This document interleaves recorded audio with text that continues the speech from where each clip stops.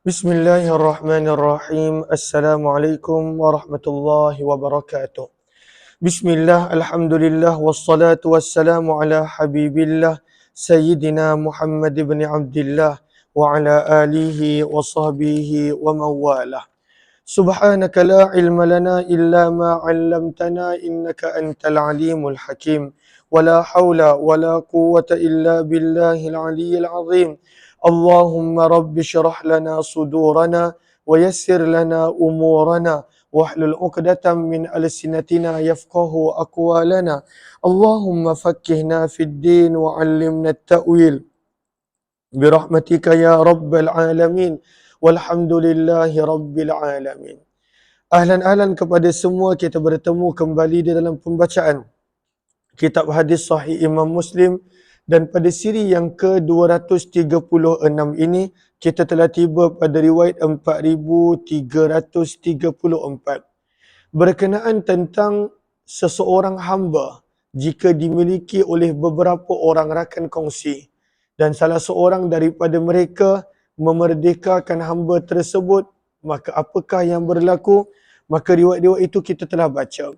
Namun kali ini nak diterangkan, kalaulah contohnya seseorang itu dia memerdekakan semua hamba dia dalam keadaan dia tak sepatutnya memerdekakan lebih daripada 1/3 sewaktu dia berada dalam keadaan sakit, maka apakah yang berlaku? Adakah semua hamba merdeka ataupun hanya kadar 1/3 daripada wasiatnya, dari 1/3 daripada harta yang akan ditunaikan wasiatnya? Maka ini riwayat seterusnya. Baca sanad dia kat kipas ni.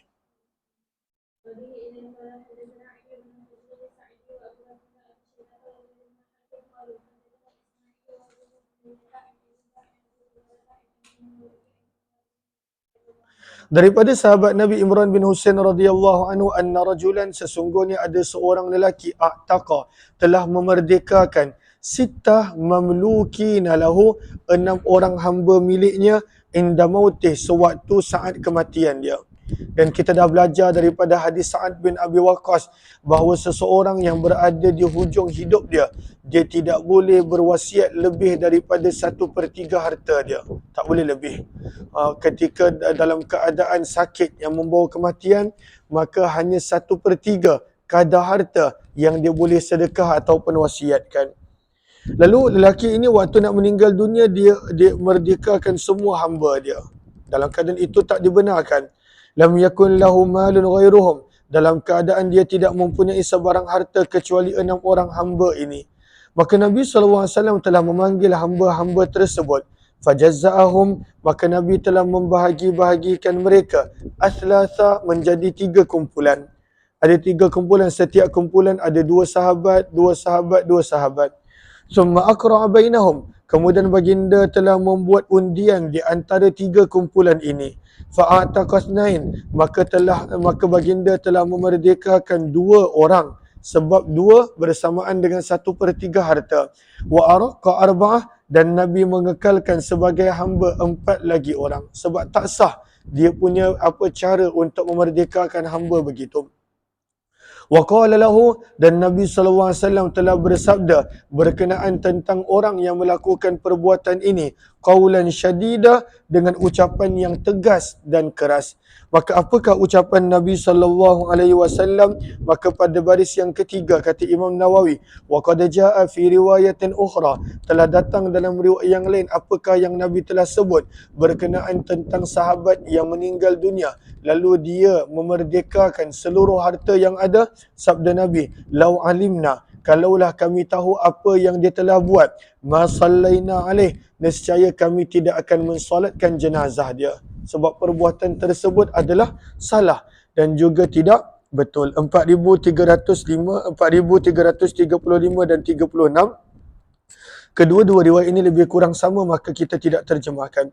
Wabila qala hadatsana Qutaibah bin Sa'id qala hadatsana Hamadun Tawil wabila qala hadatsana Ishaq bin Ibrahim wa banu Abi Umar an Thaqafi kilahuma an Ayyub bi hadzal isnad amma Hamadun fa hadithu ka riwayat Ibn Ulayyah wa amma Thaqafi fa fi hadithi anna rajulan min al-ansari awsa inda mautih fa a'taqa sittata mamlukina. 4336 pun kita tidak terjemah sebab riwayatnya adalah lebih kurang sama. Wabillahi qala hadatsana Muhammad bin Hal ad-Darir wa Ahmad bin Abd qala hadatsana Yazid bin Zura'in qala hadatsana Hisham bin Hassan an Muhammad bin Sirin an Imran bin Husain radhiyallahu anhuma an Nabi sallallahu alaihi wasallam bimithli hadits Ibn Ulayyah wa Hammad. Bab yang seterusnya berkenaan tentang boleh untuk menjual hamba yang telah ada perjanjian mudabbar. Maka apakah maksud mudabbar? Maka kata Imam Nawawi pada baris yang terakhir daripada catatan beliau pada muka surat ini, maka mudabbar itu bermaksud adalah faqalalah, seseorang yang tuan dia berkata dengan dia, anta hurrun ba'da mauti, engkau akan menjadi merdeka selepas kematianku. Wa summi hadza, dan hamba yang seperti ini dipanggil mudabbar li'annahu yahsulul itq, kerana dia hanya beroleh kemerdekaan fi duburil hayah, selepas daripada kematian tuan dia. Maka apa Allahumma salli ala sayyidina Muhammad, ada kisah di sini di mana Nabi telah menjual hamba mudabbar. Maka siapakah nama sahabat yang meninggal dunia ada dalam hadis ini? Maka beliau dikenali sebagai Abu Mazkur, sementara hambanya yang mudabbar bernama Yaqub. Baca sanad dia.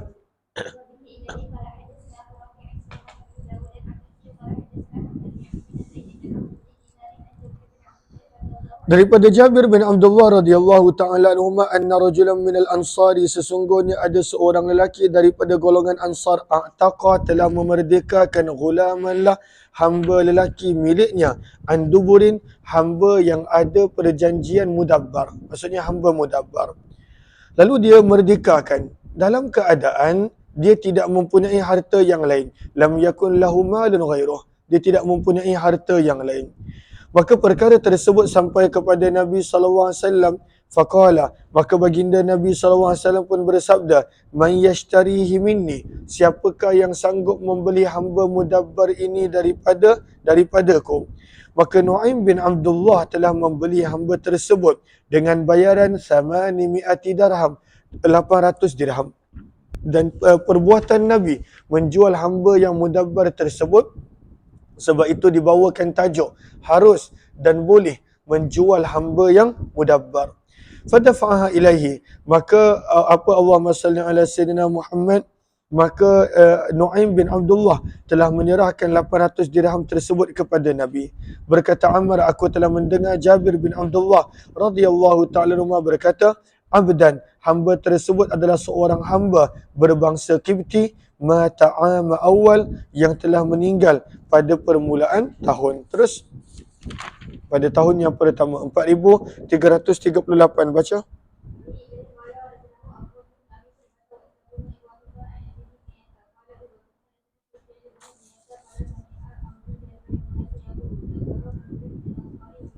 Telah melakukan perjanjian mudabbar seorang daripada kalangan Ansar akan hambanya dalam keadaan dia tidak mempunyai harta yang lain. Sebab perjanjian ini dia buat ketika penghujung usia dia, bahawa kalaulah aku meninggal dunia, kau merdeka. Maka perjanjian tersebut seolah-olah tak sah.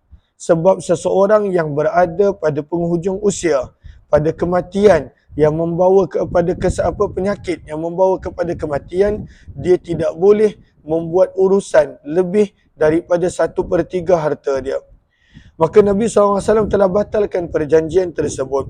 Faba'ahu Rasulullah, maka Nabi SAW telah menjual hamba tersebut. Berkata Jabir, maka telah membeli hamba tersebut Ibnu Naham. Ibnu Naham adalah orang yang sama, iaitu namanya adalah Nu'aim bin Abdullah. Maka Ibnu Naham ini, kata Imam Nawawi rahimahullahu ta'ala pada baris yang ketiga daripada penghujung syarah An-Nawawi, Nu'aim bin Abdullah, dalam sebahagian riwayat menyebut Ibnu Naham. Maka kata Imam Nawawi, wahwa ghalat, Ibnu Naham ini adalah salah, adalah sebenarnya panggilan yang salah. panggilan yang betulnya adalah wasawabuhu fashtarahu an-naham.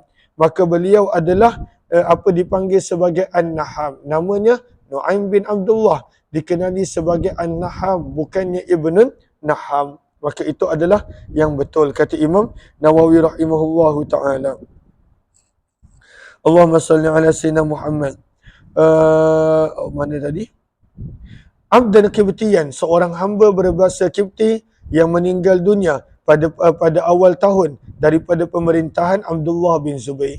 Maka awal apakah maksud dia? Diterangkan di dalam riwayat ini bahawa maksud daripada awal tahun adalah awal tahun daripada pemerintahan Abdullah bin Zubair. Apakah hukum menjual hamba mudabbar? Mudabbar kita telah sebut, hamba yang dijanjikan kemerdekaan selepas kematian tuan dia. Maka dia kata Imam Nawawi pada baris yang pertama, wa fi hadzal hadis dalalah. Hadis ini menunjukkan pandangan mazhab Syafi'i dan mereka yang sepakat dengan mazhab Syafi'i, annahu yajuzu bai'ul mudabbar. Boleh untuk menjual hamba yang mudabbar sebelum kematian tuan dia. Berdasarkan hadis ini, dan ini adalah pandangan Imam Syafi'i. Sementara itu, pandangan Imam Abu Hanifah dan Imam Malik baris bawahnya dan majoriti para ulama bahawa la yajuzu bai'ul mudabbar, tidak boleh untuk menjual hamba yang mudabbar. Tak boleh untuk menjual hamba yang mudabbar. Terus 4339 kita tidak terjemahkan sebab riwayat lebih kurang sama. Wa bi ilaihi qala wa hadatsana Qutaibah bin Sa'id wa ibn Rihman al-Laits bin Sa'd an Abi Zubair an Jabir radhiyallahu anhu an Nabi sallallahu alaihi wasallam fil mudabbar nahwa hadits Hammad an Amr bin Dinar. 4340 pun riwayat yang lebih kurang sama, yang maka kita tidak terjemahkan. Wa bi ilaihi qala hadatsana Qutaibah qala hadatsana Mughirah ya'ni al-Izami an Abdul Majid bin Suhail an Atha ibn Abi Rabah an Jabir bin Abdullah radhiyallahu anhu ma tahwil. Wa bi ilaihi qala wa hadatsani Abdullah bin Hashim qala hadatsana Yahya bin Sa'id al-Husain bin Zakwan al-Muallim qala hadatsani Atha an Jabir radhiyallahu anhu tahwil. Wa bi ilaihi qala wa hadatsani Abu Ghassan al-Misma'i qala hadatsana Mu'adh qala hadatsani Abi an-Matar an Atha ibn Abi Rabah wa Abi Zubair wa Amr ibn Dinar anna Jabir bin Abdullah radhiyallahu anhum haddatsahum fi bai'il mudabbar kullu haula'i qala an Nabi sallallahu alaihi wasallam bimakna hadis Hammad wa ibn Uyainah an Amr an Jabir radhiyallahu anhum. Kita mula masuk pada hadis-hadis berkenaan tentang al-qasamah. Al-qasamah. Apakah ini al-qasamah? Al-qasamah nanti kita akan lihat penjelasan dia. Maka secara ringkas adalah al-qasamah ada 7 situasi. Ada 7 situasi al-qasamah.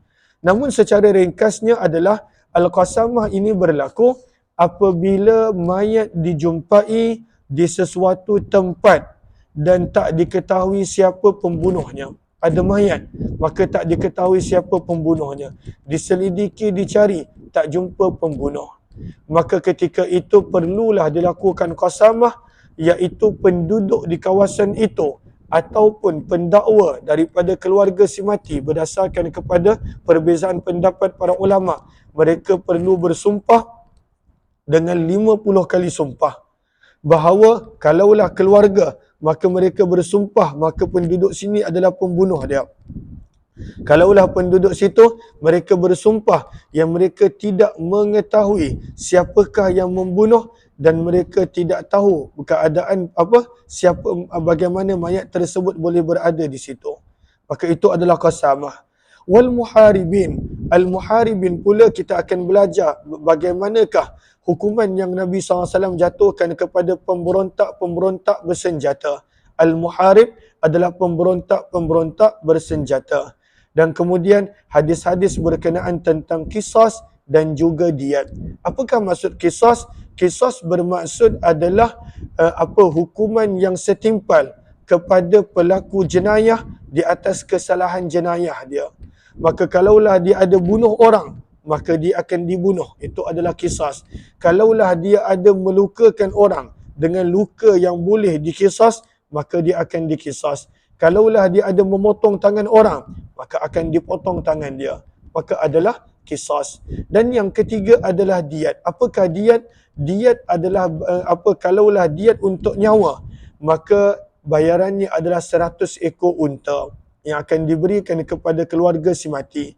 dan juga ada juga diat berkenaan tentang luka dan seumpamanya yang kita akan belajar daripada hadis-hadis Nabi SAW. Maka zaman kita tidaklah ada hukum ahkam ini dilaksanakan secara keseluruhan. Ada mungkin negara yang mengambil beberapa bahagian sahaja, namun kita belajar supaya kita boleh nampak bagaimana tegasnya Islam memelihara orang-orang yang dianiaya. Orang-orang yang dianiaya, bagaimana Islam memelihara. Dan walaupun kita nampak tegas hukuman ini, maka pada zaman Nabi SAW dan selepas baginda, tidaklah sesiapa berlaku dengan banyak hukuman ini. Kerana pesalah-pesalah, mereka tidak berani untuk melakukan jenayah-jenayah tersebut kerana beratnya hukuman-hukuman yang agama telah tetapkan. Riwayat yang seterusnya baca 4341. Babul qasamah. Maka qasamah, apakah situasi dan keadaan-keadaan yang boleh berlakunya qasamah? Lihat pada catatan Imam Nawawi baris yang kedua, 4, 6, 8, 10, 12, 14, 16. Suwarus syubhah al-mujibah lil qasamah. Keadaan-keadaan yang terdapat keraguan yang mewajibkan kes yang diisytiharkan sebagai qasamah, iaitu perlu diambil 50 sumpah. Maka kata Imam Nawawi, maka ada lebih kurang walaha sab'u suwar, ada lebih kurang 7 situasi yang boleh membawa kepada kepada qasamah. Maka apakah yang pertama? Al-ula ay yaqul al-maqtul fi hayatih. Orang yang telah kena bunuh, dia telah berkata sewaktu dia masih hidup, dami inda fulan wa huwa qatalani aw darabani. Maka aku berada dalam keadaan bahaya kerana ada orang itu dan orang ini, disebutkan nama dengan khusus bahawa orang itu dan orang ini akan membunuh aku. Wa illam yakun bihi athar, atau walaupun tidak mempunyai sebarang kesan pembunuhan, tapi kalaulah orang yang telah dibunuh tersebut waktu dia masih hidup, dia dah bagi amaran, aku mungkin kena bunuh dengan orang itu ataupun orang ini, disebutkan dengan jelas, maka pada waktu itu akan berlakulah qasamah. Kalaulah orang yang didakwa membunuh tersebut dia bersumpah yang dia tidak buat, dia ataupun tidak mempunyai saksi yang cukup, maka ini adalah situasi pertama di mana berlakunya qasamah kerana tak diketahui siapakah pembunuh dengan pasti akan mayat yang ditemui. Maka ini adalah situasi pertama. Cumanya ada perbezaan pendapat pada setiap situasi yang para pelajar nanti boleh rujuk. Kemudian situasi yang kedua. Allahumma salli ala sayyidina Muhammad.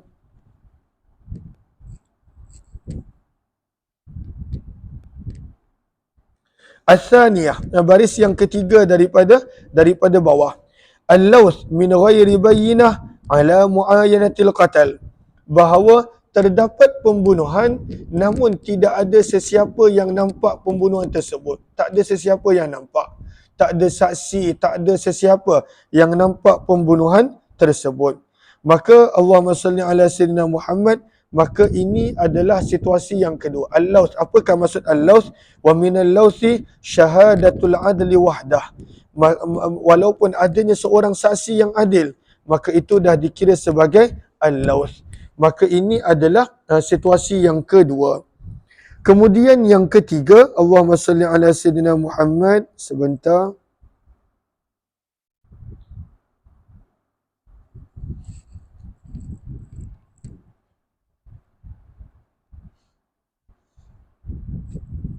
Yang ketiga mana? Dia tak tulis ke dia skip? Oh, baris yang sama. Bentar, saya tak nampak. Al-thalithah, yang ketiga. Idza syahida adlani bil jurhi fa'asha ba'dahu ayyaman thumma mata qabla an yufiqa minhu. Okey, apakah situasi yang ketiga qasamah? Ini dalam kes jenayah. Ada seseorang itu dicederakan dengan orang lain dan dia pengsan. Dia dicederakan oleh orang lain. Dan orang yang tercedera tersebut pengsan, koma. Dan dia meninggal dunia beberapa hari tanpa sempat dia sedar dan membuat pengakuan. Yang ada hanyalah saksi. Ada 2 orang saksi kata orang ni yang telah melukakan dia. Tetapi dia bukan bunuh, dia melukakan. Maka ini pun termasuk di dalam kes al-qasamah. Yang keempat, yujadul mutaham indal maktuli. Dijumpai ada seseorang di sisi orang yang telah kena bunuh tersebut. Au qariban minhu, ataupun berhampiran. Au atiyan, ataupun dia dalam keadaan datang menuju ke arah ataupun datang daripada arah mayat, dan bersama dengan dia ada alat yang boleh membunuh, maka ini pun dikira sebagai al-qasamah, termasuklah ada darah dan seumpamanya. Yang kelima, al-khamisah, berlakunya peperangan di antara dua puak dan tiba-tiba didapati ada mayat ada mayat di tengah tempat di antara dua puak yang berperang, maka ini pun berlakunya qasamah. Yang keenam, as-sadisah, yujadul mayyitu fi zahmatin nas. Ada ramai-ramai orang tiba-tiba ada jumpa mayat, tak ada siapa menjadi saksi ataupun nampak kematian berlaku, maka ini pun dikira sebagai qasamah. Dan yang ketujuh adalah situasi di mana hadis yang bakal kita baca, ayyujada, dijumpai mayat pada sesuatu mahallah dan qaryah yang mana pada waktu itu tak diketahui siapa pembunuh. Maka inilah hadis-hadis yang bakal kita baca menunjukkan kepada situasi yang ketujuh. Okey. Allahumma salli ala sayyidina Muhammad. Maka dalam qasamah, siapakah yang kena sumpah? Adakah orang yang mendakwa bahawa orang-orang sekian adalah orang yang membunuh dalam keadaan tak ada saksi, ataupun orang yang kena tuduh yang kena bersumpah? Maka pada baris yang kedua, 4, 6, 8, 10, muka surat 1105, kata Imam Nawawi, waqtalafu, para ulama telah berbeza pendapat siapakah yang perlu bersumpah. Maka Imam Malik dan Imam Syafi'i, majoriti para ulama menyebut pewaris-pewaris si mati yang perlu untuk bersumpah. Mereka yang perlu bersumpah bahawa kumpulan ini, orang ini, penduduk tempat ini, mereka inilah yang membunuh. Maka pewaris si mati yang kena bersumpah. Kemudian Allahumma salli ala sayyidina Muhammad, para ulama yang lain menyebut yang kena dakwa ataupun yang kena tuduh, mereka lah yang perlu bersumpah. Jelas ke jelas? Ini secara ringkas. Jom kita lihat hadis 4341. Dan apakah yang berlaku bila telah bersumpah 50 kali? Maka pada baris yang kedua, 4, 6 ada detailnya. Nanti para pelajar boleh baca terus.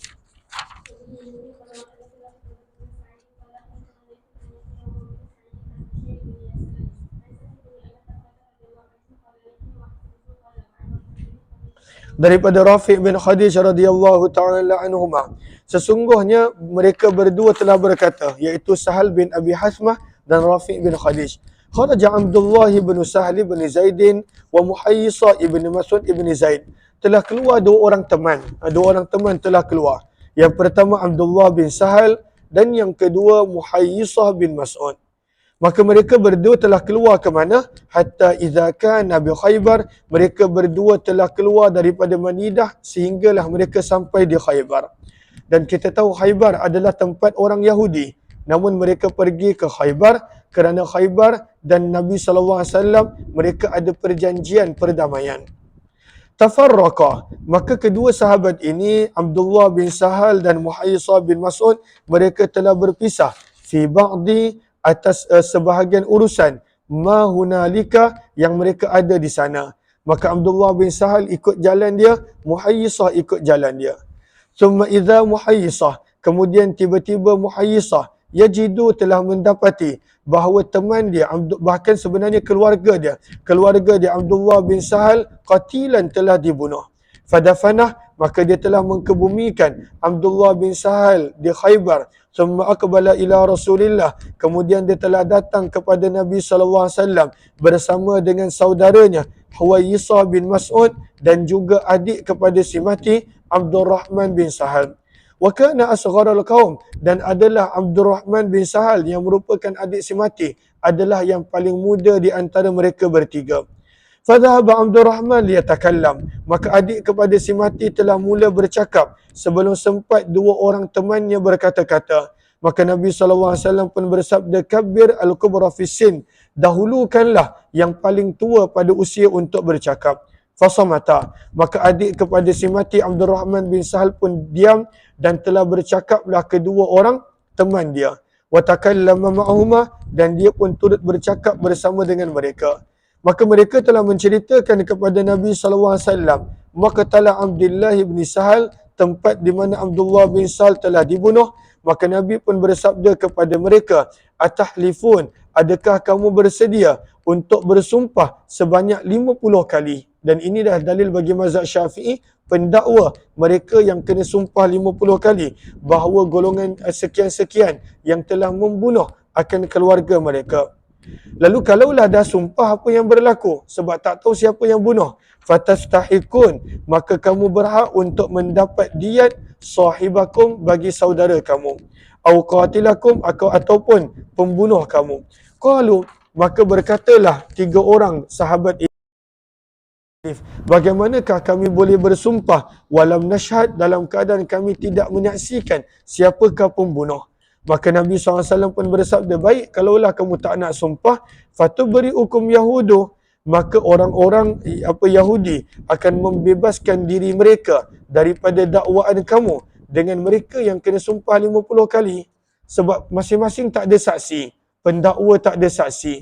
Maka bila tak ada saksi, sebab tu Nabi suruh mereka sumpah 50 kali. Namun mereka pun tak nak sumpah sebab mereka tak ada pada tempat kejadian. Maka Nabi SAW pun kata, kalaulah kamu tak nak sumpah, orang Yahudi yang kena sumpah. Dan kalaulah mereka sumpah, mereka akan membebaskan diri daripada dakwaan, maka diat pun mereka tak perlu bayar.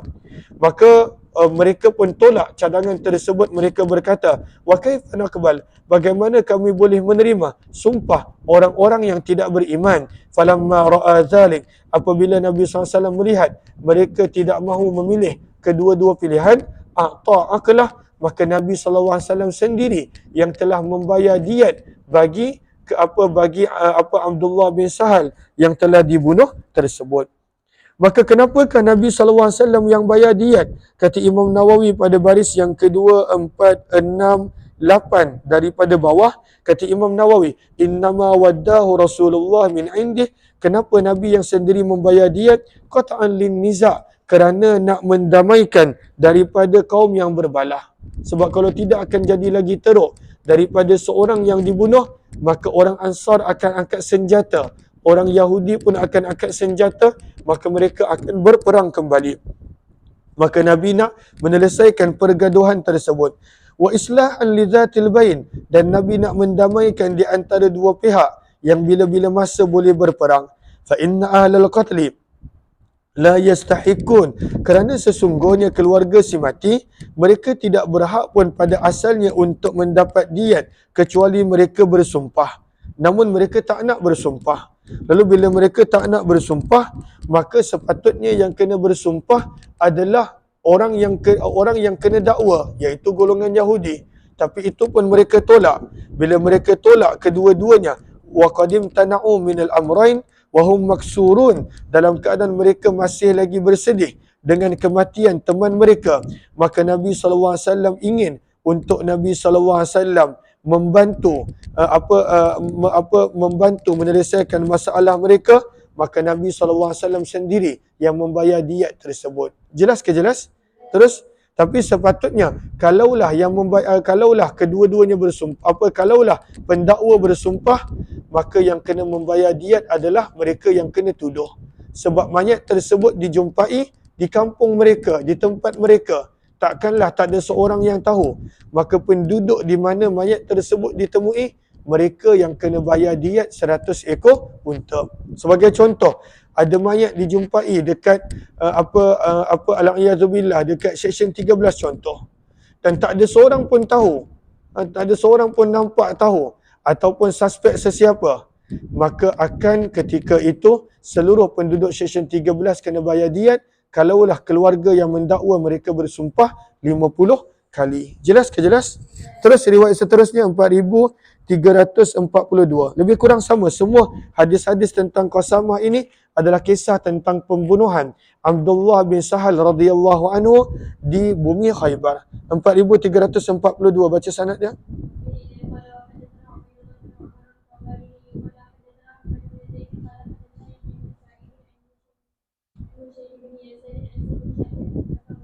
daripada Sahal bin Abi Hasmah dan Rafi' bin Khadij radhiyallahu anhuma anna Muhayyisah, bahawa sesungguhnya Muhayyisah bin Mas'ud dan Abdullah bin Sahal, kedua sahabat ini intalaqa, mereka telah keluar menuju kibala Khaybar, menuju ke arah Khaybar. Kibala maksudnya ke arah. Fatafarraqa, maka mereka berdua telah berpisah fin nakhli, di sebuah kebun kurma. Faqutila Abdullah bin Sahlin, maka telah dibunuh sahabat Nabi Abdullah bin Sahal dalam keadaan tak tahu siapa yang membunuh beliau. Fatahamu al-Yahud, maka golongan Ansar mereka telah menuduh orang-orang Yahudi yang telah melakukannya. Maka telah datanglah saudara kepada orang yang telah dibunuh, iaitu Abdurrahman bin Sahal, dan dua orang sepupunya, Huwaisah dan Muhayyisah, kepada Nabi SAW. Fatakallama Abdurrahman, maka si adik kepada si mati telah mula berkata-kata berkenaan tentang abangnya yang telah dibunuh, dalam keadaan dia adalah yang paling muda di antara mereka bertiga. Maka Nabi SAW pun bersabda, kabbiril kubra, maka dahulukanlah yang lebih tua pada usia. Aw qala liyabda, ataupun baginda bersabda, hendaklah memulakan perbicaraan al-akbar, yang paling tua. Fatakallama, maka mereka berdua, iaitu Huwaisah dan Muhayyisah, telah berkata kepada Nabi SAW fi amri sahibihima, tentang keadaan apa yang berlaku kepada keluarga mereka berdua, sepupu mereka yang dibunuh, iaitu Abdullah bin Sahal. Maka Nabi SAW bersabda, yuksimu khamsuna minkum ala rajulin minhum, maka akan dibahagikan 50 sumpah di antara kamu untuk untuk mendapatkan tuduhan ke atas salah seorang daripada golongan Yahudi, fayudfa'u birummatih, maka akan diserahkanlah orang yang dituduh dengan ikatan talinya. Maksudnya kalaulah dijumpai, maka dengan 50 kesumpah kamu, maka akan diserahkan orang yang kena tuduh dengan 50 dengan sebab kamu bersumpah 50 kali yang kamu yakin mereka yang membunuh dia. Rummah bermaksud al-habal, maksudnya ikatan pada tali. Maksudnya Nabi bersabda, kalaulah dijumpai pembunuh, maka akan diserahkan dengan ikatan tali kepada kamu. Qalu, maka mereka berkata, Amrun, bagaimana kami nak bersumpah kerana kami tidak menyaksikan siapa yang membunuh? Kaifa nahlif, bagaimana kami nak bersumpah? Lalu mereka enggan untuk bersumpah.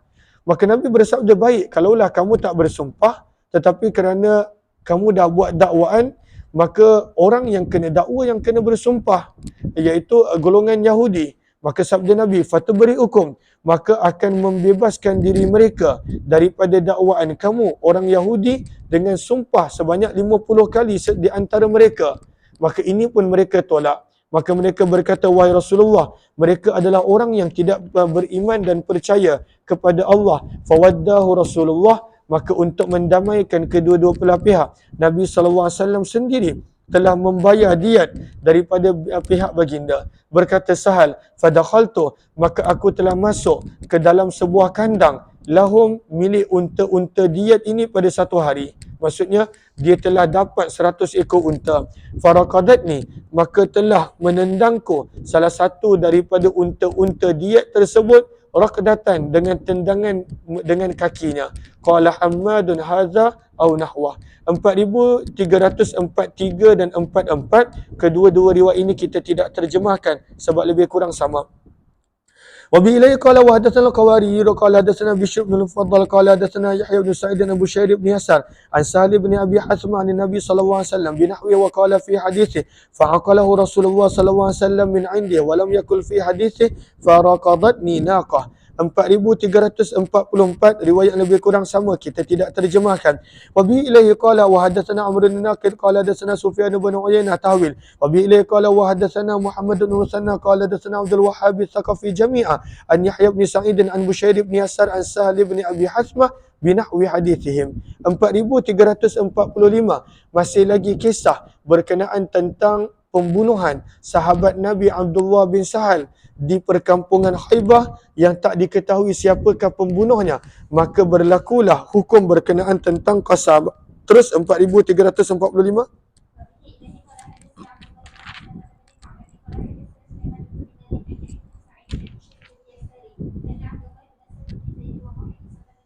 Maka sesungguhnya kata Bushair bin Sa'ad, bahawa dua orang sepupu, Abdullah bin Sahal bin Zaid dan sepupunya Muhayyisah bin Mas'ud bin Zaid. Kita nampak atuk mereka sama, iaitu atuk mereka adalah Zaid. Maka mereka ini adalah sepupu. Maka mereka berdua ini adalah daripada golongan Ansar, Al-Ansariyain. Bahkan mereka ini daripada Banu Harisah. Kharaja, mereka berdua telah keluar daripada Madinah menuju ke mana?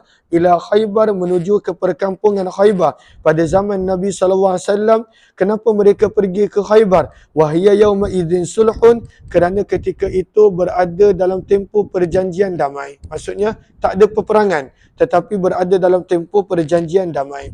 Bilakah berlakunya perdamaian di antara Nabi dengan golongan Yahudi Khaybar pada awal tahun yang ke-7 Hijrah. Wa ahluha Yahud, dan penduduk bumi Khaybar adalah golongan Yahudi.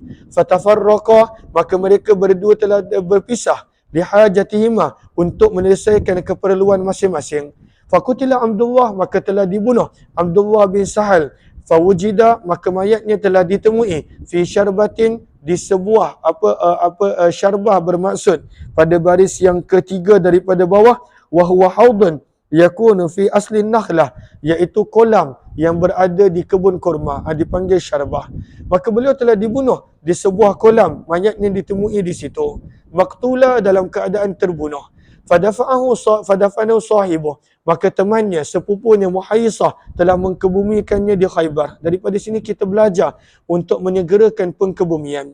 Thumma aqbala ilal Madinah, kemudian telah kembali ke Madinah. Lalu dia telah berjalan menemui Nabi, saudara adik kepada si mati yang bernama Abdurrahman bin Sahal bersama dengan dua sepupunya Muhayyisah dan Huwayyisah radhiyallahu anhum. Maka mereka telah berkata kepada Nabi SAW tentang keadaan si mati. Wahai sukutila, di manakah mayatnya ditemui? Faza'ama Bushairun, maka Bushair telah berkata, wahuwa yuhaddith, dalam keadaan beliau meriwayatkan hadis daripada seseorang yang pernah berjumpa dengan sahabat Nabi SAW, di mana baginda bersabda kepada 3 orang sepupu ini. Nabi bertanya kepada mereka, tahlifuna khamsina yamina, adakah kamu bersedia untuk bersumpah 50 kali yang kamu mendakwa golongan Yahudi Khaybar, mereka yang telah membunuh sepupu kamu, wa tastahikun, dan kamu berhak untuk mendapat qatilakum, sama ada pembunuh mereka kalaulah mereka serahkan, au sahibakum, ataupun diat kepada teman kamu dan sepupu kamu. Maka ketiga-tiga orang ini enggan. Mereka berkata, wahai Rasulullah, kami tidak menyaksikan pembunuhan tersebut dan kami tidak hadir sewaktu pembunuhan tersebut, maka mereka tak nak bersumpah. Fazama annahu qal, maka Nabi pun bersabda, fatabri'ukum yahudu bi khamsin, kalaulah kamu tak nak bersumpah, maka orang Yahudi sebagai orang yang kena dakwa dan kena tuduh, mereka yang kena sumpah sebab tak ada saksi, maka mereka akan membebaskan diri mereka daripada dakwaan kamu dengan 50 sumpah yang disuruh mereka untuk lakukan.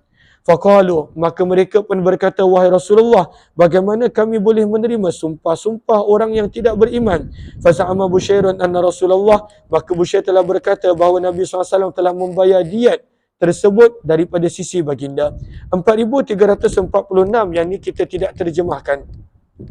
Wabi ilai qala wa hadatsana Yahya, sebab riwayat lebih kurang sama. Wabi ilai qala wa hadatsana Yahya bin Yahya qala akhbarana Hushaymun an Yahya bin Sa'id an Bushair bin Yasar anna rajulan minal ansari min bani Harithah yuqalu lahu Abdullah ibn Sahal ibn Zaid intalaqa huwa wa ibn ammin lahu yuqalu lahu Muhayyisah bin Mas'ud bin Zaid wa saqal hadits binahwi hadits al-Layth ila qawlihi fawadahu Rasulullah SAW min indih qala Yahya fahadatsani Bushair bin Yasar qala akhbarani Sahal bin Abi Hasmah radhiyallahu anhu qala laqad raqadatni fariidatun min tilkal faraid bil mirbad.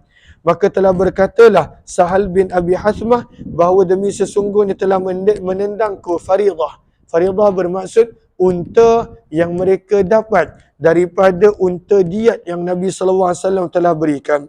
Sebab itu pada baris yang terakhir kata Imam Nawawi, innal muradu bil faridah huna, yang dimaksudkan dengan faridah di sini adalah an-naqatul harimah, iaitu unta yang telah berusia. Maka unta tersebut yang mereka dapat daripada pembahagian diat tersebut, maka kata Sahal bin Abi Hasmah, dia nak menggambarkan dia berada pada situasi dia melihat sendiri unta-unta diet tersebut.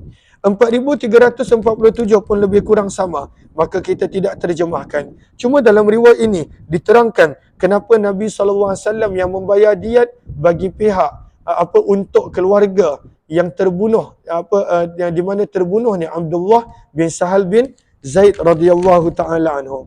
4,347.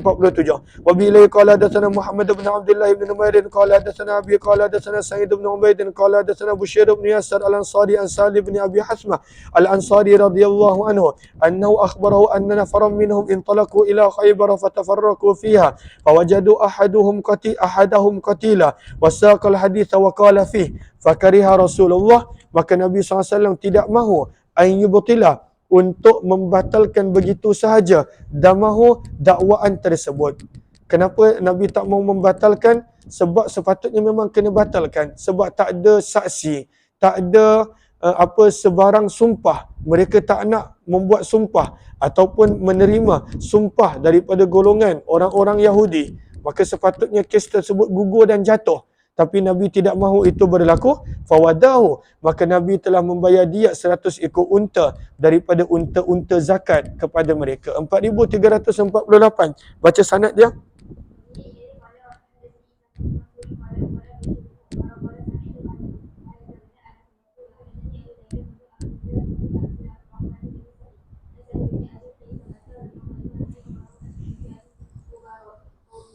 Maka daripada Sahal bin Abi Hasmah radhiyallahu anhu, sesungguhnya telah mengkhabarkan kepadanya beberapa orang daripada pembesar kaumnya bahawa sesungguhnya Abdullah bin Sahal dan Muhayyisah kharaja, mereka berdua telah keluar daripada Madinah menuju ke Khaybar min jahdin. Maka dalam hadis ini ada penambahan yang tak ada pada hadis-hadis yang lain. Mereka pergi ke Khaybar kerana disebabkan kesusahan asabahum yang menimpa mereka. Fa'ata Muhayyisatu fa'akhbara anna Abdullah bin Sahal qad qutil. Maka telah datang Muhayyisah ke Madinah dan dia mengkhabarkan bahawa sesungguhnya Abdullah bin Sahal telah dibunuh. Wa turiha, dan mayatnya telah dicampakkan fi ainin aw qafirin, di dalam sebuah telaga. Fa'ata Yahuda, maka dia telah pergi kepada orang-orang Yahudi di Khaybar lalu berkata, antum, kamu demi Allah telah membunuh Abdullah bin Sahal. Maka orang-orang Khaybar mereka berkata, wallahi demi Allah ma qatalna, kami tidak membunuhnya. Summa akbal, maka dia pun kembali sehingga tiba atau qadima ala qaumih, sehingga dia tiba kepada kaum mereka. Maka dia pun menceritakan kepada mereka apa yang berlaku. Summa akbala huwa wa akhuhu, maka kemudian telah datanglah Muhayyisah bersama dengan adiknya Huwayyisah wa huwa akbar minhum, dalam keadaan bersama dengan abang dia Huwayyisah, dalam keadaan Huwayyisah adalah lebih tua daripada Muhayyisah dan juga Abdurrahman bin Sahal, adik kepada si mati. Fadhahaba Muhayyisah liyatakallam, maka pada awalnya si adik Muhayyisah ingin berbicara. Wa huwa alladhi kana bi Khaybar, kerana dia yang berada di Khaybar. Maka Nabi pun bersabda kepada Muhayyisah, kabbir, bagilah abang kamu yang lebih tua untuk berkata. Fatakallama Huwayyisah, maka Huwayyisah pun si abang telah berkata-kata, barulah Muhayyisah. Maka Nabi SAW pun memberikan pandangan. Baginda bersabda, imma ayyadu sahibakum, sama ada mereka iaitu penduduk Khaybar harus membayar diat kepada sepupu kamu yang telah dibunuh. Wa imma an yu'zinu, ataupun kalaulah mereka enggan, mereka telah mengisytiharkan dengan peperangan. Maka Nabi SAW telah menulis surat kepada penduduk Khaybar tentang perkara tersebut. Fakatabu, maka mereka pun membalas surat Nabi dengan menulis, inna, sesungguhnya kami, wallahi demi Allah kami tidak membunuh orang tersebut. Maka Nabi SAW pun bersabda kepada Huwayyisah, Muhayyisah dan Abdurrahman, atahlifun, adakah kamu bersedia bersumpah, iaitu sebanyak 50 kali, watastahikun, lalu kamu berhak menerima diat bagi sepupu kamu. Maka mereka pun berkata, la, kami tidak mahu bersumpah. Qala, maka Nabi pun bersabda, kalaulah kamu tak mahu bersumpah, fatahlifu lakum Yahud, maka sumpah itu akan disuruh untuk orang Yahudi lakukan. Maka itu pun mereka tolak kerana mereka berkata, laisu muslimin, mereka bukanlah orang yang Islam.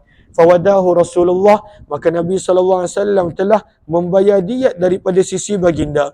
Maka baginda telah mengutuskan kepada mereka mi'atanaqah, 100 ekor unta, hatta udkhilat alaihimuddar, sehingga unta tersebut dimasukkan ke dalam kawasan perumahan mereka. Berkata Sahal, falaqad raqadatni, maka pernah menendangku salah satu daripada unta-unta tersebut yang berwarna hamra, berwarna kemerah-merahan. 4349 baca sanad dia.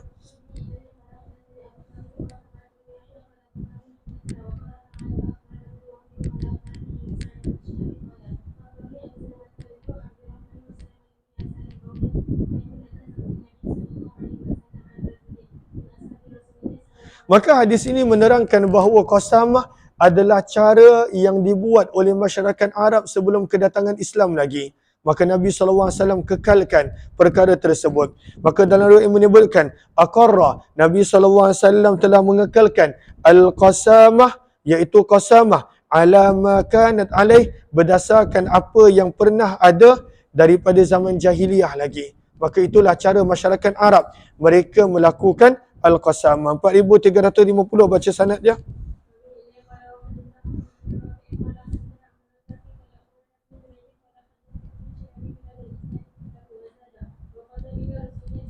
Maka Nabi SAW telah memutuskan dengan qasamah bainan nasin, di antara beberapa orang daripada golongan Ansar, berkenaan tentang sesuatu pembunuhan idda'u yang mereka telah dakwa dilakukan alal Yahud, oleh golongan Yahudi, tapi tak ada saksi. 4351 yang ini kita tidak terjemahkan.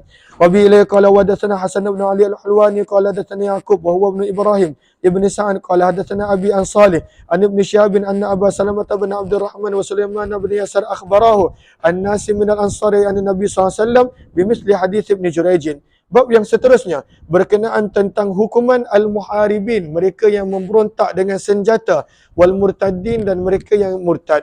Maka kisah ini berkenaan tentang beberapa orang daripada kabilah yang bukan berada di Madinah. Mereka datang masuk Islam, namun mereka telah melakukan pembunuhan dan melakukan rompakan bersenjata kepada unta-unta zakat yang Nabi SAW telah simpan di Madinah. Terus maka mereka telah diseksa dan juga mereka telah dibunuh. Terus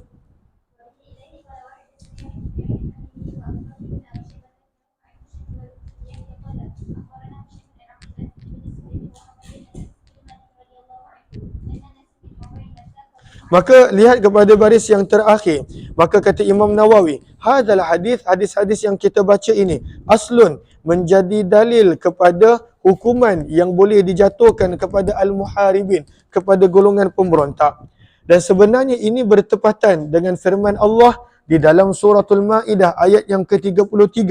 Firman Allah, innama jazaa'ul ladzina yuharibuna Allah wa rasulah, sesungguhnya balasan kepada orang-orang yang memberontak dengan senjata kepada Allah dan Rasulnya, wa yas'auna fil ardi fasada, dan mereka melakukan kerosakan secara terbuka di muka bumi, ay yuqattalu, bahawa mereka akan dibunuh, au yusallabu, ataupun mereka akan disalib, au tuqatta'a aydihim wa arjuluhum min khilaf, ataupun mereka akan dipotong kaki dan tangan mereka daripada arah yang bertentangan, au yunfau minal ard, ataupun mereka boleh dibuang daripada negara, mereka boleh diusir. Maka ini adalah hukuman-hukuman kepada orang yang memberontak. Okey, maka bagaimanakah cara hukuman dia? Baris yang kedua, para ulama telah berbeza pendapat tentang hukuman dia. Maka berkatalah Imam Abu Hanifah bahawa hukuman ini diserahkan kepada pilihan imam, iaitu sultan ataupun pemerintah. Al-imamu bil khiyar. Sementara Imam Syafi'i berkata, hiya ala taqsim, maka hukuman ini adalah mengikut kepada pembahagian ayat dan juga pembahagian kesalahan mereka. Fa in qatalu wa lam ya'khudul mal, kalaulah mereka sekadar membunuh dan tidak mengambil sebarang harta rompakan secara terbuka, maka mereka akan dibunuh. Wa in qatalu, kalaulah mereka ada membunuh, wa akhadul mal, dan ada mengambil harta, maka mereka akan dibunuh dan disalib. Fa in akhadu, kalaulah mereka mengambil harta sahaja tanpa dibunuh, mengambil harta ni maksudnya mereka melakukan rompakan secara terbuka. maka akan dipotong tangan dan kaki mereka daripada arah bertentangan. Fa in akhafu, kalaulah mereka sekadar mendatangkan ancaman dan menakut-nakutkan, mereka tidak mengambil sebarang harta, merompak secara terbuka dan juga tidak membunuh, maka mereka akan ditakzir berdasarkan kepada kesesuaian imam, dan antaranya adalah bin nafi, dengan dibuang negeri. Dan ini adalah untuk mendatangkan keamanan. Terus 4,300, dah baca dah sanad dia? Daripada Anas bin Malik radhiyallahu anhu, sesungguhnya ada beberapa orang daripada kabilah Urainah telah datang kepada Nabi SAW di Madinah. Fajtawawha, maka mereka tidak sesuai dengan cuaca yang berada di Madinah. Ijtawa bermaksud adalah istauhamuha. Nah, istauhamuha pada baris yang kedua, 4, 6, 7 daripada bawah. Apakah maksud apa istawauha? Iaitu lam tuwafiqhum wa karihuha lisukmin asabahum. Mereka tidak sesuai dengan cuaca yang berada di Madinah, maka mereka telah jatuh sakit. Maka Nabi SAW pun bersabda kepada mereka, insyitum, jika kamu mahu, kamu boleh keluar dan tinggal di mana terletaknya unta-unta zakat. Fatashrabu, lalu kamu boleh minum daripada susu yang segar di situ, wa abwaliha, dan juga air kencing unta. Maka daripada sini timbulnya permasalahan, adakah boleh minum air kencing unta? Maka kata Imam Nawawi rahimahullah pada baris yang kedua, 4, 6, 8 daripada bawah, kata Imam Nawawi rahimahullah ta'ala di sini, Allahumma minta 2, 4, 5 daripada bawah. Wastadalla ashabu Malik wa Ahmad, maka Imam Malik dan Imam Ahmad telah menjadikan hadis ini sebagai dalil bahawa air kencing binatang yang dagingnya boleh dimakan maka adalah suci, adalah suci. Ini pendapat mereka. Namun kata Imam Syafi'i rahimahullahu taala bahawa air kencing binatang yang boleh dimakan adalah najis, tak boleh diminum. Dia tak boleh diminum. Maka ada pun Nabi SAW menyuruh mereka minum kerana itulah ubat yang paling sesuai untuk penyakit yang mereka ada. Dan kata Imam Nawawi, wa huwa jaizun bikullin najasat, dan inilah menjadi dalil bahawa semua yang najis, kalaulah itu sahaja jalan untuk sembuh, maka ianya adalah harus untuk dijadikan sebagai ubat. Maka itu adalah harus untuk dijadikan sebagai ubat. Jelas ke jelas? Maka mana tadi?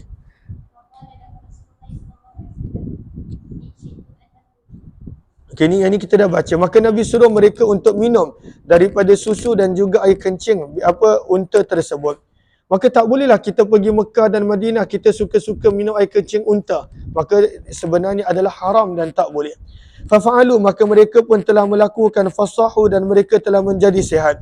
Summa malu, kemudian mereka telah menyerang. Malu maksudnya menyerang. Ala ri'a, kepada pengembala-pengembala yang ada di situ yang menjaga unta-unta zakat dan unta Nabi. Faqataluhum, maka mereka telah membunuh pengembala di situ. Wartaddu anil Islam, dan telah keluar daripada agama Islam. Wasaku, dan mereka telah membawa lari. Saku maksudnya mereka telah menghalau. Di sini bermaksud mereka telah membawa lari. Zauda, unta-unta Nabi SAW. Maka di sini timbul kekeliruan. Tadi menyebut unta zakat. Kenapa pula adalah unta Nabi SAW? Maka kenapa unta Nabi SAW pula? Maka disebutkan di sini bahawa ianya adalah campur. Dalam unta zakat tersebut adanya juga unta-unta Nabi SAW. Fabalagha dzalika Nabi, maka khabar tersebut telah sampai kepada Nabi SAW. Maka baginda telah menghantar satu pasukan fi atharihim, untuk mengejar mereka. Fa'utiya bihim, maka mereka telah dibawa datang kepada Nabi. Faqata'a aydiyahum wa arjulahum, maka baginda Nabi telah memotong tangan dan kaki mereka daripada arah bertentangan. Kenapa? Sebab mereka merompak pada secara terbuka. Wasamala a'yunahum, bahkan Nabi telah mencongkil mata-mata mereka. Kenapa Nabi mencongkil mata-mata mereka? Kita akan baca pada hadis yang terakhir dalam bab, kerana mereka telah buat begitu kepada pengembala-pengembala tersebut. Maka sebagai kisas, wa tarakahum fil harrah, dan Nabi telah membiarkan mereka pada kepanasan padang pasir sehinggalah mereka mati meninggal dunia. Sebagai hukuman dan amaran, jangan ada yang memberani melakukan pembunuhan secara terang-terangan terhadap para sahabat dan penduduk Madinah. 4,353. Terus riwayat lebih kurang sama, cuma dalam riwayat ini disebutkan bilangan mereka adalah sebenarnya seramai 8 orang. Terus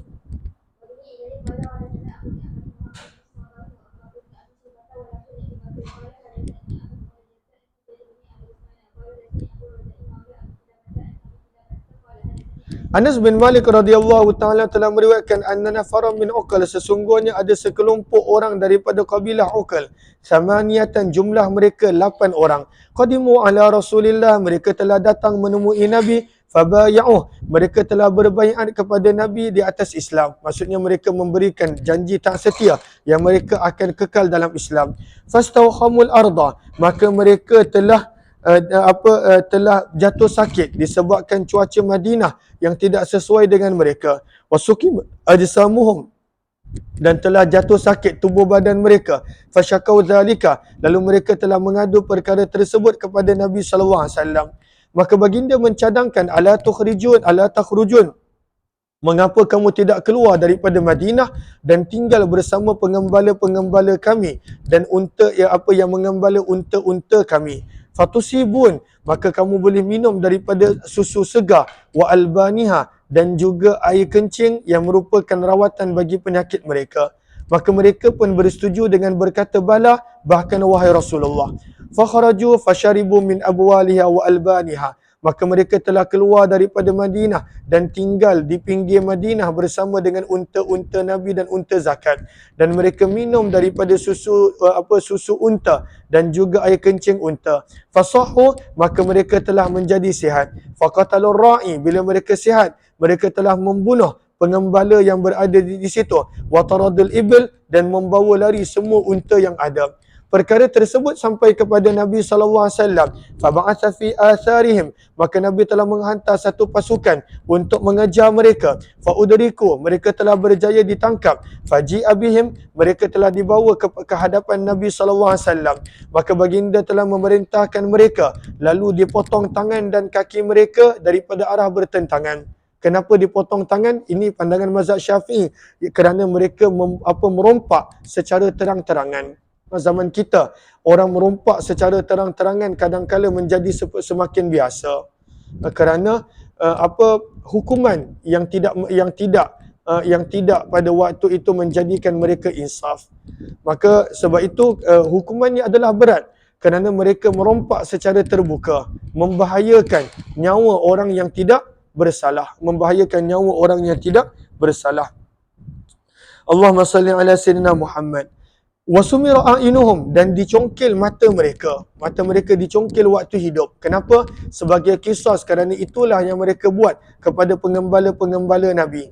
Summa nubizu, kemudian mereka dicampak pada terik panas matahari sehingga mereka mati. Wa qala Ibn Sabbah fi riwayati wa taradun na'am, mereka telah membawa lari unta-unta Nabi. Wa qala wa sumirat a'yunuhum, 4,354 pun riwayat yang lebih kurang sama. Baca.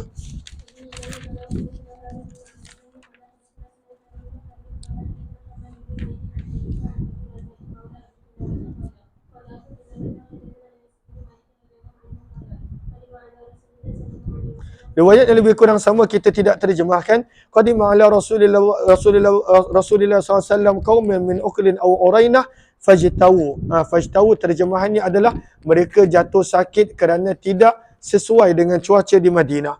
Fa amara lahum Rasulullah SAW biliqah. Liqah bermaksud unta. Wa amarahum an yashrabu min abwaliha wa albaniha, bermakna hadis Hajjaj bin Abi Uthman.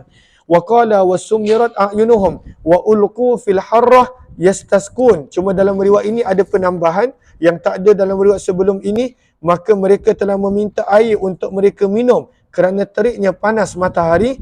Fala yuskaun, maka permintaan mereka tidak dilayan kerana besarnya kesalahan mereka. Mereka masuk Islam, pura-pura masuk Islam. Mereka merompak secara terbuka, membunuh pengembala yang menjaga mereka waktu sakit, yang berlaku baik kepada mereka. Mereka mendatangkan ketakutan kepada penduduk Madinah, maka hukuman mereka adalah amat-amat berat. 4355 yang ini kita tidak terjemahkan sebab riwayatnya pun lebih kurang sama. Wa bi ilai qala wadatsana Muhammad al-Musanna qala hadatsana Muadz bin Mu'adz tawil bi ilai qala wadatsana Ahmad bin Utsman an-Naufali qala hadatsana Azhar bin Samman qala hadatsana Ibnu Aun qala hadatsana Abu Raja'in maula Abi Qilabah Nabi Qilabah qala kuntu jalisan khalfa Umar bin Abdul Aziz faqala lin-nas ma taquluna fil qasama faqala an basa qad hadatsana Anas bin Malik radhiyallahu anhu kadza wa kadza faqultu iya ya haddatsa Anas qadima 'ala an-nabi sallallahu alaihi wasallam qaumun wa saqal hadits bi nahwi hadits Ayyub wa Hajjaj qala Abu Qilabah berkata Abu Qilabah falamma faragtu apabila aku telah selesai meriwayatkan hadis telah berkata an basah subhanallah maha suci Allah maka Abu Qilabah pun bertanya atattahimuni ya Ambasah adakah kamu menuduh aku bahawa aku tidak mendengar hadis ini wahai Ambasah maka Ambasah berkata la tidak oh siapa buat tumpah tu Atia buat tumpah tak sengaja kan okay, pergi kutip bersihkan cepat kutip tiup kutip Atia buat tolong Umi. Maka Ambasah berkata tidak, aku bukan menuduh kamu. Sebaliknya berkata Ambasah, hakadha hadatsana. Apa yang kamu riwayatkan adalah sebiji sama sebagaimana Anas bin Malik telah meriwayatkan kepada kami. Maka berkata Ambasah, lan tazalu bi khair. Kamu akan berkekalan di dalam kebaikan wahai penduduk Syam selagi mana hidup di kalangan kamu Abu Qilabah ataupun orang yang seperti Abu Qilabah yang mengingati hadis Nabi SAW dengan ingatan yang baik. 4356 baca, yang ni pun lebih kurang sama, kita tidak terjemahkan kecuali satu perkataan yang tidak ada dalam riwayat sebelum ini. Wa bi ilai qala wa hadatsana Hasan bin okey, bagus, terima kasih, bagus. Wa bi ilai qala wa hadatsana Hasan bin Ali wa bi ilai qala wa hadatsana Al-Hasan bin Abi Syu'aib Al-Harrani qala hadatsana Miskin bin Ibn Bukair Al-Harrani qala akhbarana Al-Auza'i tawil wa bi ilai qala wa hadatsana Abdullah bin Abdurrahman Ad-Darimi qala hadatsana Muhammad bin Yusuf an Al-Auza'i an Yahya bin Abi Katsir an Nabi Qilabah an Anas bin Malik radhiyallahu anhu qala qadima ala Rasulullah sallallahu alaihi wasallam 8 nafar min uqal binahwi hadithin wa zada fil hadis wa lam yahsimhum dan Nabi sallallahu alaihi wasallam tidak menyembuhkan mereka. Nabi SAW tidak menyembuhkan mereka. Allahumma salli ala Sayyidina Muhammad. Apakah maksud tidak menyembuhkan mereka? Maka pada baris yang pertama, maksudnya adalah Nabi tidak menyembuhkan mereka dengan rawatan al-kai. Apakah maksud al-kai? Al-kai adalah rawatan menggunakan api. Maksudnya Nabi tidak merawat mereka dengan rawatan yang menggunakan api. Sebaliknya Nabi SAW suruh mereka pergi minum susu unta dan juga minum air kencing unta yang merupakan rawatan yang sesuai pada zaman itu untuk penyakit yang mereka ada. Terus 4357. Maka dalam riwayat ini nak menerangkan apakah penyakit yang menimpa mereka. Terus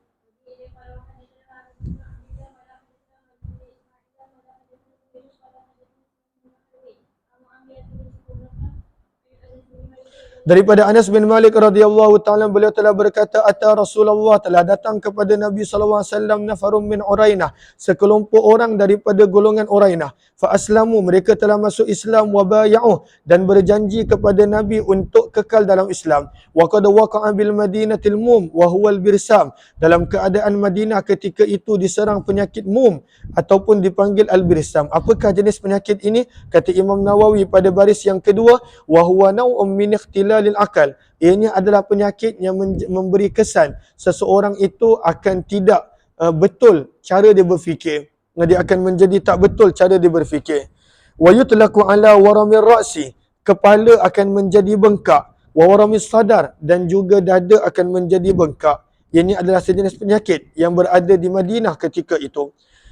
Summa dzakarana wa hadithin wa zada wa indahu syababun minal ansar qaribun min 20. Maka ketika Nabi dapat berita ini, maka di sisi Nabi ada 20 orang pemuda daripada Ansar yang bersama dengan Nabi, maka Nabi segera menghantar mereka untuk mengejar apa pemberontak-pemberontak ini, wa ba'atha ma'ahum qaifan, dan Nabi menghantar bersama dengan mereka seorang pakar penjejak, yaqtasu atharahum, bertujuan untuk menjejak apa kesan-kesan tapak kaki mereka. Atharahum, kesan-kesan tapak kaki. Maka zaman dulu banyak orang yang mahir dalam menjejak kesan tapak kaki, dan yang antara yang mahir adalah golongan Quraisy pada zaman Nabi sallallahu alaihi wasallam. 4358 yang ini kita tidak terjemahkan sebab riwayat yang lebih kurang sama. Wa bi ilaihi qala wa hadatsana Haddad bin Khalid qala hadatsana Hammam qala hadatsana Qatadah an Anas radhiyallahu anhu tawil. Wa bi ilaihi qala wa hadatsana Ibn al-Musanna qala hadatsana Abdul A'la qala hadatsana Sa'id bin Qatadah an Anas radhiyallahu anhu wa fi hadits Hammam qadima ala Nabi sallallahu alaihi wasallam rahatun min Urainah wa fi hadits Sa'id min Uqlin wa Urainah nahwa hadisihim. Riwayat yang ke 4359 ini menerangkan kenapa Nabi menyuruh untuk mencongkil mata mereka, kerana mereka buat begitu kepada pengembala-pengembala daripada kalangan para sahabat Nabi SAW sebelum mereka bunuh. 4359 baca sanad dia.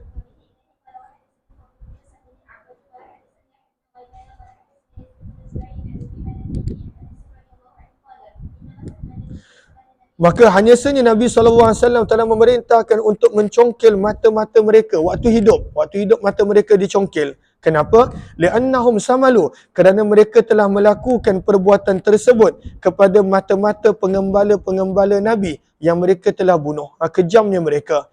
Maka sebab itu hukuman mereka sangat berat. Bab yang seterusnya. Dah pukul apa sekarang?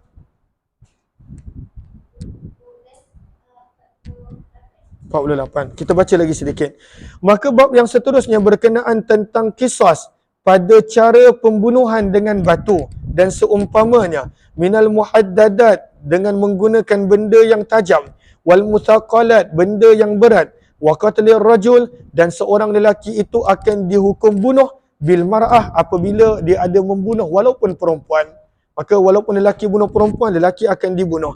Dan kemudian bagaimana kisos perlu berlaku untuk perkara yang sama bagaimana dia membunuh orang tersebut.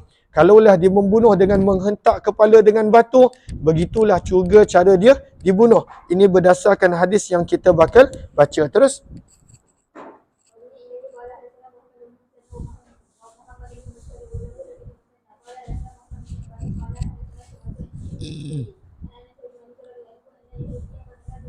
Maka daripada Anas bin Malik radhiyallahu anhu beliau telah berkata, sesungguhnya ada seorang lelaki Yahudi telah membunuh seorang wanita muda daripada kalangan orang Islam ala awdahillaha, kerana nak mencuri, nak mengambil perhiasan perak milik wanita tersebut. Awdah pada baris yang ketiga daripada bawah, ianya adalah qita' fiddah, kepingan-kepingan perak, wal muradu yang dimaksudkan di sini adalah perhiasan perak. Faqatalaha, maka lelaki tersebut telah membunuh wanita tersebut dengan batu. Qala faji'a biha, maka wanita tersebut telah ditemui dan dibawa kepada Nabi SAW. Wa biha ramakun, dalam keadaan wanita tersebut masih ada nyawa-nyawa ikan. Ramak maksudnya nyawa-nyawa ikan. Dia belum meninggal sepenuhnya, tapi tak boleh berkata-kata, tak boleh berbuat apa-apa. Maka Nabi pun bertanya kepadanya, aqatalaki fulan, adakah orang ini telah membunuh kamu? Maka dia telah mengisyaratkan dengan kepalanya bahawa tidak. Summa qala laha tsaniyah, maka Nabi bertanya tentang orang yang kedua, nama yang lain. Maka dia mengisyaratkan dengan kepalanya tidak. Nabi bertanya tentang orang yang ketiga. Faqalat, maka dia telah mengisyaratkan dengan na'am ya. Wa asyarat bi ra'siha, dan dia telah mengisyaratkan dengan kepalanya bahawa itulah pembunuh dia. Maka Nabi SAW telah membunuh orang tersebut baina hajaraini, dengan cara yang sama, iaitu pembunuh tersebut dia hentak kepalanya di antara dua batu. Kadang-kala kita selalu kata kesian hukuman Islam ni berat, tapi manusia lupa bahawa orang yang bersalah yang tak dibunuh, tak ada siapa yang kesian. Orang yang bersalah yang tak dibunuh. Dan kadang-kala kita perlu faham cara Allah, seseorang itu hanya akan tertangkap bila dia melakukan kesalahan yang sama kadang-kala berulang kali. Maka barulah dia tertangkap.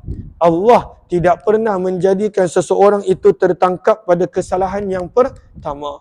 Maka apabila dia tertangkap, sebenarnya walaupun tak ada bukti, dia pernah melakukan berkali-kali perbuatan tersebut. Cuma dia tak tertangkap.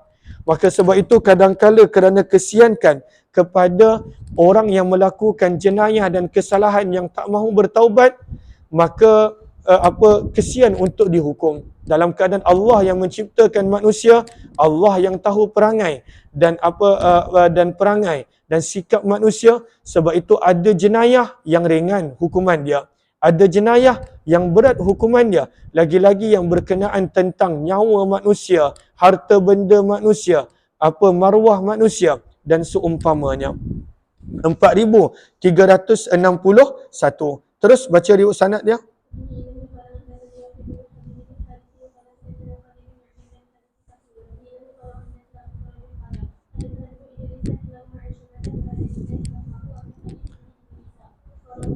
Faradakha, maka telah dihancurkan kepala pembunuh tadi baina hajaraini, dengan hentakan di antara dua batu. 4,000, sebab itulah cara dia bunuh perempuan tersebut. 4,362 baca sanad dia.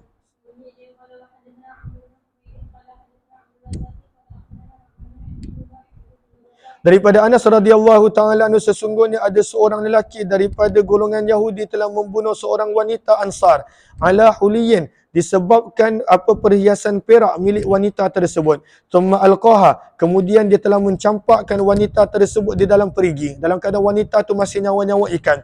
Waradaha ra'saha, dan dia telah menghentakkan kepala wanita tersebut dengan batu. Fa ukhiza, maka lelaki tersebut telah ditangkap dan dibawa ke hadapan Nabi sallallahu alaihi wasallam. Fa amara bih, maka baginda telah memerintahkan ayyurjama, untuk dihentak kepalanya dengan batu sehingga meninggal dunia.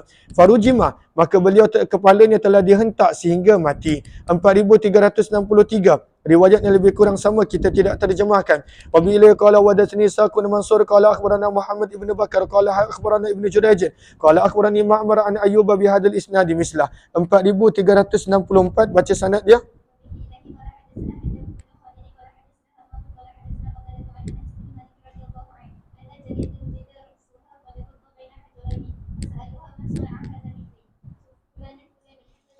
Maka daripada Anas bin Malik radhiyallahu anhu, sesungguhnya ada seorang wanita wujida ra'suha, telah didapati kepalanya, qad rudda, telah dihentak di antara dua batu, tapi masih hidup waktu dijumpai.